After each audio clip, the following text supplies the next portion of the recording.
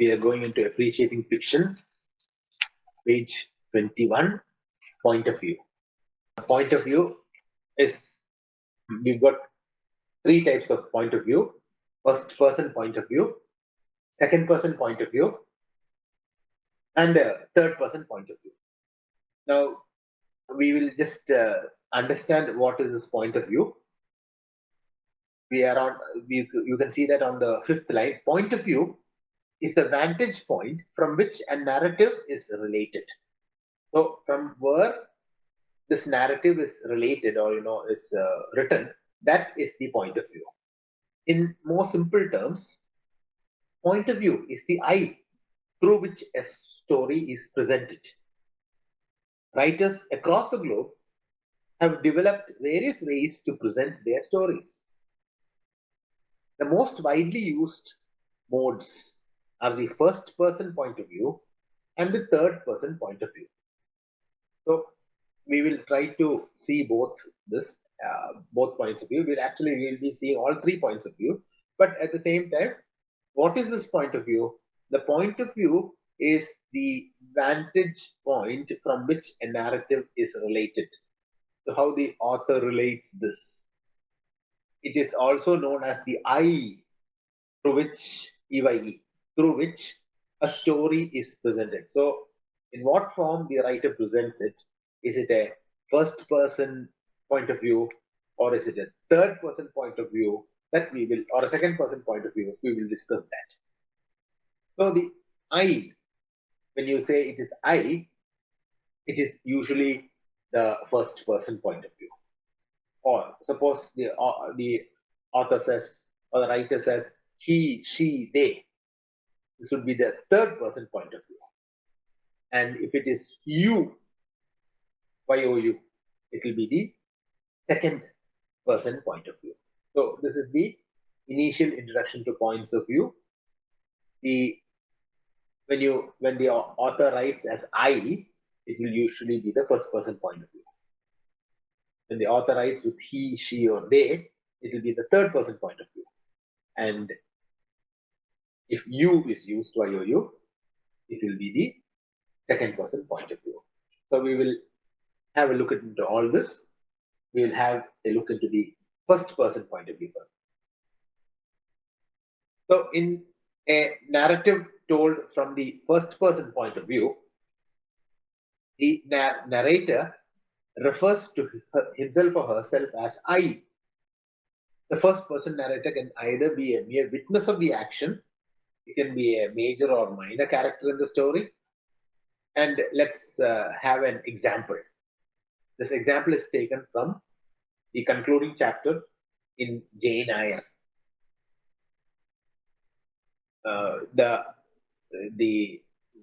It goes as in line number 5. In Charlotte Bronte's Jane Eyre, the central character is the narrator.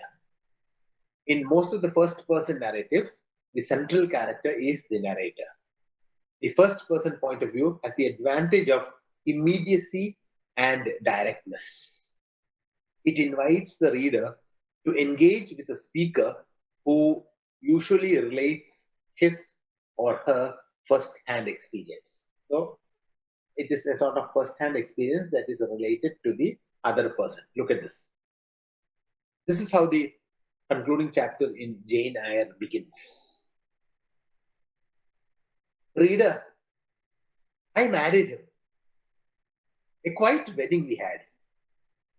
He and I. The parson and clerk were alone present.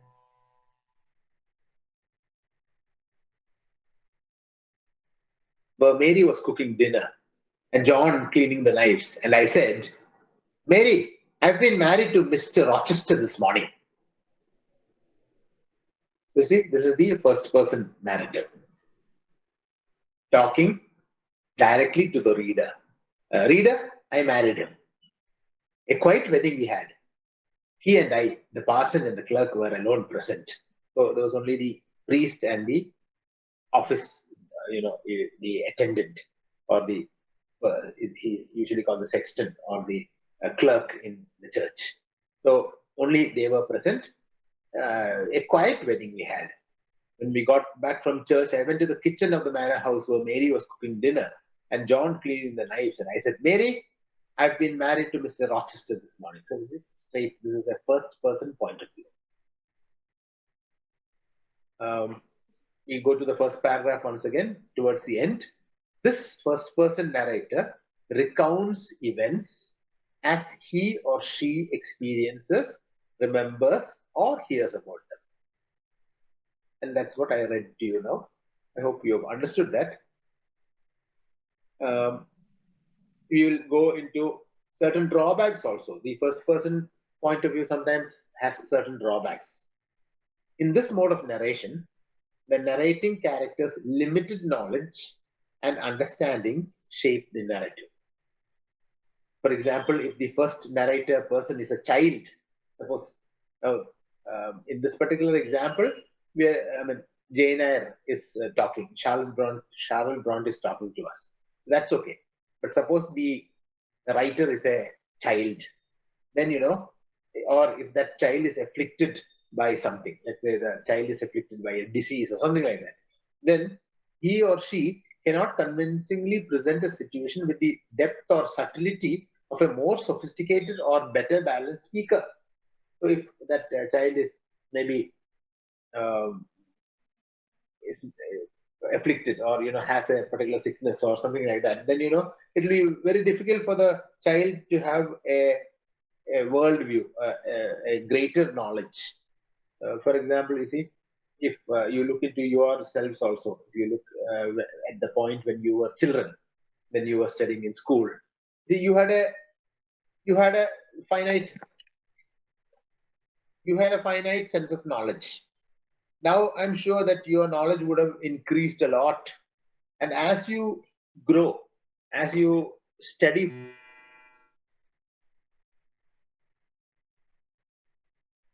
knowledge will be developing, and so you will get more and more knowledge. Now, if a writer, suppose a writer is a child, then that child will have a limited knowledge, and that is what that can be a drawback. So the one drawback is that if the first person narrator is a child, then the child may not be able to convincingly portray the situation as sophisticated or as better balanced as a mature author. Another limitation is that the first person narrator cannot usually narrate his or her death. Suppose it comes to a point where the narrator has to narrate a death, then it becomes a problem, because that also is not possible for a first person narrator. So these are two things that looked into with respect to a first person point of view. So again, there is also another term called so there is an example there. This is from Orhan Pamuk's My Name is Red. Now there he is relating his death. This is in first person narrative. So he's now describing his death. I shall now describe my death. Perhaps you've understood this long ago. Death is not the end. This is certain. However, as it is written everywhere in books, death is something painful beyond comprehension. It was as if not only my shattered skull and brain, but every part of me, merging together, was burning and racked with torment. Withstanding this boundless suffering was so difficult that a portion of my mind reacted. And if this were its only option, by forgetting the agony and seeking a gentle sleep. You see, to describe one's own death is not very easy. And that is also a disadvantage of the first person point of view. So I hope you have got these points with you, understand these points, and the I is portrayed in the first person point of view. So sometimes you also have something called an unreliable narrator. I'm on page 23. and who is an unreliable narrator, where you see the uh, when the narrator is unreliable, that is, you see, if the narrator has only limited knowledge or insight into what he is narrating, or if he has a strong personal involvement, which makes his narrative presentation and evaluation strikingly subjective, or when his ideological orientation is different from that of the text. Thus,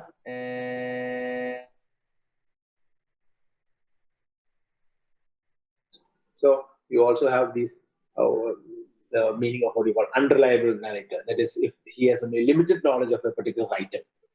Suppose he's writing about, let's say, mosquitoes, and he is really not researched into it, then he can be termed as an unreliable narrator. Or if he has a strong personal involvement in a particular, let's say, movement or something like that, then that writing becomes very subjective. It is tuned only to that particular movement. Now that is unreliable, and that sort of you see newspapers also in that way. There are certain newspapers which are actually guided by party dictates, and this is, I mean, in a sense, you can call it an unreliable narrative, because if it is a reliable narrative, it has to encompass all the feelings of all parties. The same way, if the ideological orientation is different from that of the text, so sometimes the text, the ideology might be different than from his writing, and such writers or such narrators are known as unreliable narrators. Now, let's go to the third person point of view. In the third person point of view, you find that the narrator is not a character within the events related, but stands outside. And in such narratives, all characters within the story are therefore referred to as he or she or they. Third person narratives come in two major subtypes: omniscient and limited. An omniscient narrator is an all knowing narrator who can enter the consciousness of any character, evaluate motives and explain feelings, and recount the background and predict the outcome of any fictional situation. So, this is an omniscient narrator, that is, an all knowing narrator in third person. So, suppose you've got 3 or 4 characters, the, the author knows about all the background of the character, their feelings, their motives, and all those things. But such a narrative, it is called a third person narrative. It is also known as an omniscient narrative. That is, everyone. Omniscient means all powering, all pervading, everywhere. This is omniscient. Sometimes you can have limited narrative. In a third person narrative, you can have a subtype which is called limited narrative. Now, in the limited narrative, uh, you have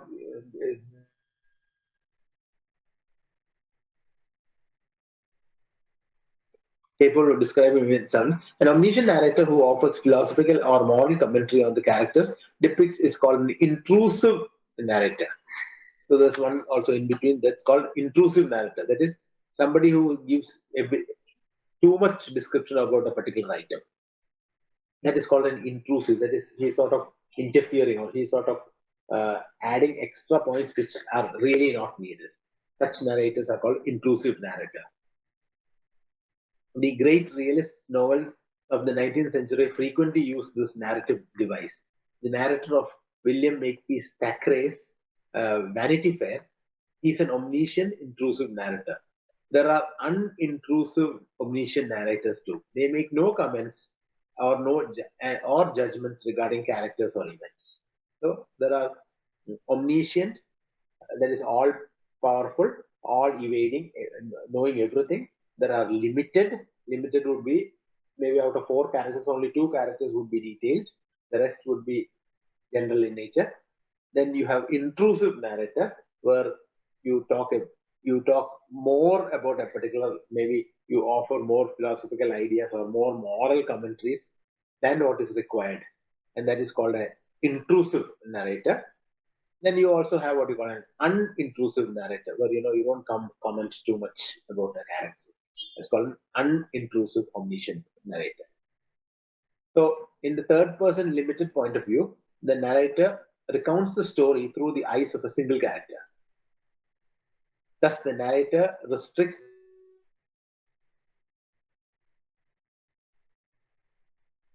Catherine Mansfield's story, Miss Brill. Now, look at Miss Brill. It is written from a limited point of view. Let's read this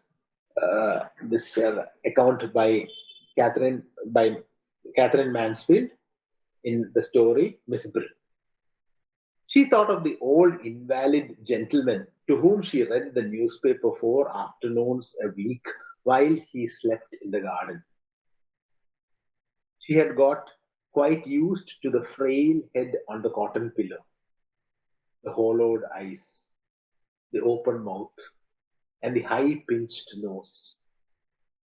If he had been dead, she mightn't have noticed for weeks. She wouldn't have minded. That's sort of a limited point of view. And, you don't really inquire much about the character and all that. You can picture an old invalid gentleman, especially in the abroad and all. You have what you call these nurses to help you. Nowadays, such hired hands are also available in Kerala for elderly people. So, you see, this particular person comes and reads the newspaper 4 afternoons a week. So in a week of 5 days, 4 afternoons, this lady will come in and read the newspaper. But then she had got quite used to the frail head on the cotton pillow. So he's maybe not interested, or maybe he's just relaxing, or maybe he's just too old to understand all these things. And you can see the hollowed eyes, the eyes are set deep inside. And if you look at the very unintrusive remark, if he had been dead, she mightn't have noticed for weeks. So she doesn't, really care about the character. She wouldn't have minded. You would have still sat there and read the newspaper to him. So that's sort of a narrator. That's called a unintrusive. So there is no intrusion into the details of the character. It is called unintrusive narration. So that's another one. Then we go into the last one here. It's called the second person point of view. And what is second person point of view? Here, the narrator addresses the narratee directly using the pronoun you, y-o-u, and assumes that the narratee is experiencing the events along with the narrator. So there is a narrator and the narratee, and straight away the narrator addresses the narratee as you. The implied narratee may be the reader, or a character who appears later in the story, or a listener who is never identified. Look at this one, A. McKerney's Bright Lights. In that, look at that writing. You get down on your knees and tear open the bag. The smell of warm dough envelops you. The first bite sticks in your throat, and you almost gag. You will have to go slowly. You will have to learn everything all over again. So dough is മറ്റേ മാവ്, maybe donut ആയിരിക്കാം. The smell of warm dough envelops you എന്നാണ്. പക്ഷെ the first bite that sticks in your throat, you almost gag. വെള്ളമൊന്നുമില്ലാണ്ട് കുടിക്കുമ്പോൾ, you have what you call a gag, or that dryness in your throat. See, you are talking directly to another person, sort of.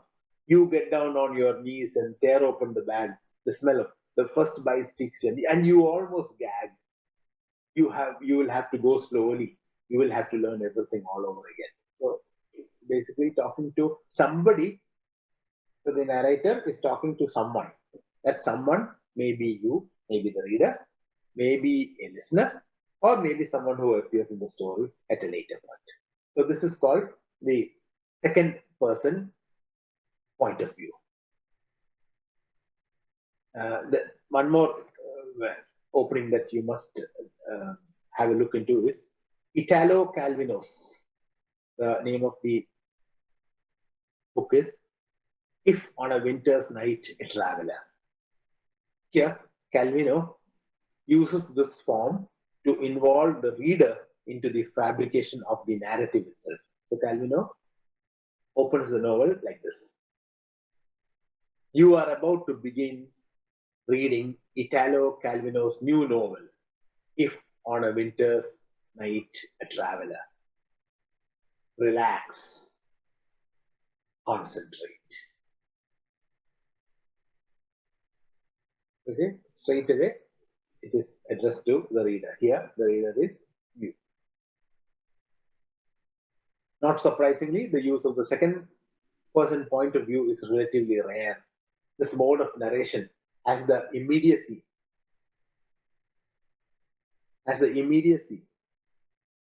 of the first person. However, all scenes and situations in works of fiction cannot be effectively related through the second person point of view. So sometimes all scenes and situations may not be depicted, may not be able to be depicted by the author using second person point of view. So these are the three different points of view. I hope that you have understood.